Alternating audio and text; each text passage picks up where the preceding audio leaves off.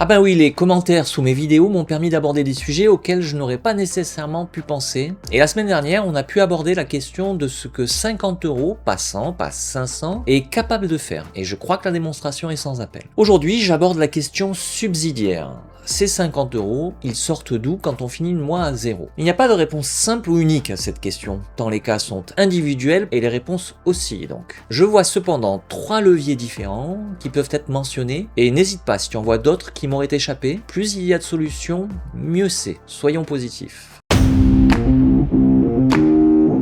En premier, la récupération, c'est-à-dire tous les moyens qu'on n'a pas le temps d'analyser parce qu'on a la tête dans le guidon. En particulier, comme je l'ai déjà dit, et parce que je l'ai déjà vécu, parce que quand on galère pour boucler les fins de mois, le stress est permanent. Il te vide de ton énergie, et la question est plutôt de chercher à boucler que chercher le surplus. On va pas parler de supprimer tes chaînes de streaming ou ton café, car c'est trop convenu. Même si effectivement, il existe des économies d'échelle qu'il ne faut pas trop vite écarter, mais ce n'est pas nécessairement là où il y a le plus d'économies. Il y a des choses qui te sont prélevé chaque mois de manière quasi indolore. Ainsi, ta banque traditionnelle qui te prend plus de 200 € de frais par an en moyenne, contre moins de 5 € dans une banque en ligne pour un service quasi identique. Ton forfait et ta box, jamais renégocié et que tu payes le tarif des fidèles. J'ai souvenir de payer le prix fort pour un abonnement internet 56K, pour ceux qui se rappellent de ça, et de la douce musique qui se déclenchait quand tu voulais te connecter, puis 10 ans plus tard, découvrir qu'il existait une offre moins chère et mieux en plus, où il y a encore les assurances.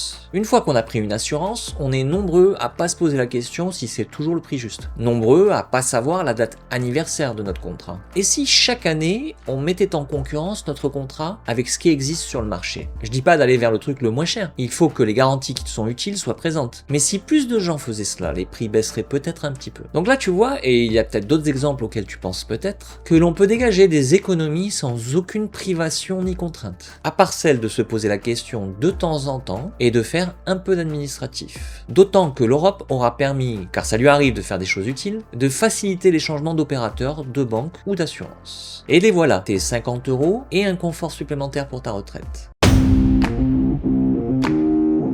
Puis vient la frugalité. Alors celui-là, j'imagine qu'il y a déjà des yeux au ciel. En fait, la frugalité, c'est une compétence acquise, très utile pour le quotidien, mais d'une manière générale pour l'indépendance financière. Prenons les gens comme toi ou moi qui réussissons à atteindre une frugalité quasi automatique, pas perçue au quotidien comme une contrainte et qui nous permet de mettre de l'argent de côté. Que se passe-t-il le jour où on atteint cette indépendance financière? Tout à coup, on se met à acheter des chemises en pure soie et on paye des bouteilles de champagne à 5000 € en boîte de nuit? Bah non, on reste frugal et du coup, on peut se permettre à côté de voyager un peu, de manger pas plus mais mieux, mais en somme on dépense moins qu'un héritier ou quelqu'un qui aurait gagné de l'argent de manière fulgurante. C'est le deuxième effet qui se coule. Non seulement on n'a plus à stresser pour l'argent, mais en plus on en dépense moins. Bref, qu'est-ce que j'entends par frugalité? Je vais te parler de ma situation particulière afin de faire comprendre ce dont je parle. En vivant en Guyane, j'ai de fait une forme de frugalité imposée. Alors certes, de base, je suis une personne de peu de choses. 5 t-shirts, 5 shorts, tous les mêmes dans des couleurs différentes, et une paire de chaussures Decathlon premier prix, et moi je suis le roi du monde. Principalement parce que comme ça, j'ai pas à me poser de questions. Mais ça, c'est une particularité de caractère, donc c'est pas nécessairement reproductible. Pour en revenir à la frugalité de fait, je reviens de métropole, et j'ai vu un mode de vie qui m'a frappé. Des colis qui arrivent plusieurs fois par semaine, des plats tout précommandés, des courses faites au plus cher sans vraiment comparer. Et de toute façon, comment comparer quand t'as des rayons avec 120 types de yaourts différents, des achats dont personne se souvient 3 semaines après? Je ne juge personne, hein. Moi-même, au vu de toute cette abondance de choses, de choix, de promesses de plaisir, je me suis senti entraîné. Un peu comme cet effet où chaque fois que j'arrive sur Paris et que je prends des métros, je marche à mon rythme de Guyanais pendant que les autres humains fusent dans tous les sens. Alors même qu'il y a des métros toutes les 2 minutes. Au bout de quelques jours, sans que je puisse m'expliquer pourquoi, dès que je suis dans le métro, je cours, alors même que je suis en vacances. Ce système, il est conçu pour que ça déborde. On en a parlé dans l'épisode sur l'anxiété. Être économe, en fait, ça s'apprend, comme on apprend à cuisiner. C'est quelque chose qui devient automatique une fois qu'on l'a pratiqué un certain temps. Et la galère de compter ses sous chaque mois, d'essayer désespérément de le boucler, c'est la meilleure école pour ça. Et dès que la situation s'améliore, on le voit immédiatement. Et après une phase de débauche, il faut reprendre ses habitudes en se disant « je continue à compter, non plus pour réussir à boucler, mais pour tirer le maximum de ses surplus, sans privation exagérée. » C'est-à-dire si on conserve ce réflexe décrit au point 1, de penser à remettre en question régulièrement les dépenses récurrentes. Donc nous, en Guyane, la vie est à minima 40% plus chère et t'as 3 yaourts qui se battent en duel. Tu prends un peu celui que tu peux, j'exagère à peine. Mais en gros, de ce côté-là, on a un entraînement niveau Marines.